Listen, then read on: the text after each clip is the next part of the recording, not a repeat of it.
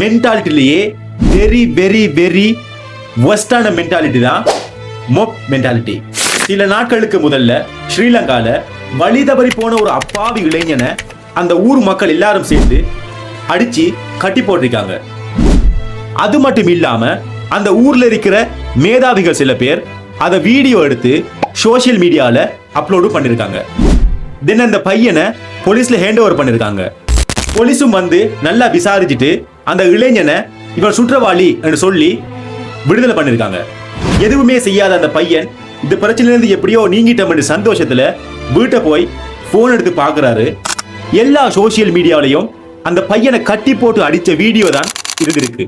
தான் செய்யாத குற்றத்திற்காக தன்னை கட்டி போட்டு அடிச்சு இப்படி பொது வழியில பகிரங்கப்படுத்திட்டாங்களே என்ற கவலையில அந்த பையன் சூசைட் பண்றாரு. இந்த மரணத்துக்கு காரணம் அந்த பொடியனை கட்டி போட்டு அடிச்ச அந்த ஊர் மக்களா, இல்லாட்டி அந்த வீடியோ எடுத்து அப்லோட் பண்ண இல்லாட்டி அந்த வீடியோவை ஷேர் பண்ண நீங்களா, இல்லாட்டி நான் இப்ப சொன்ன 3 கேட்டகரியையும் அடிமைப்படுத்தி வச்சிருக்கிற மொப் மென்டாலிட்டியா?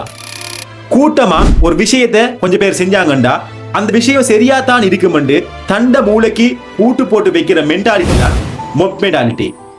ஒரு ஆன்லைன் போஸ்டுக்கு ஒருத்தன் ஒரு ஹேட் கமெண்ட் அடிச்சிட்டானண்டா எல்லாருமே போய் அந்த போஸ்டுக்கு ஹேட் கமெண்ட் பண்றது. ஒரு கெட்ட விஷயத்தை கொஞ்சம் பேர் சேர்ந்து செஞ்சாங்கண்டா நாமளும் அதுல போய் பார்ட்டிசிபேட் பண்ணிக்கொள்றது. கேட்டா மெஜாரிட்டி பேர் தானே செய்யறாங்கன்னு சொல்ற. இன்னும் கொஞ்சம் ஹாஷா கேட்டா go with the flow bro வந்து ஃபேண்டசியா சொல்லிட்டு போறோம். நம்மட ஒவ்வொருத்தர மொப் மென்டாலிட்டியால எங்கேயோ யாரோ ஒருத்தன் பாதிக்கப்பட்டுட்டு தான் இருக்கான். இந்த மொப் மென்டாலிட்டியால ஸ்ரீலங்கால நடந்த இந்த கேஸ் மட்டும் பாதிக்கப்படல, நிறைய பேர் பாதிக்கப்பட்டிருக்காங்க.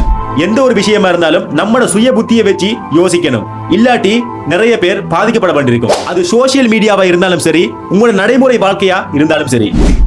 தண்ட சுயத்தை இழந்து ஒரு கூட்டத்தோட கூவினீங்கண்டா டெஃபினட்டா நினைச்சு கொள்ளுங்க, உங்களை தேடியும் ஒரு கூட்டம் வரும்.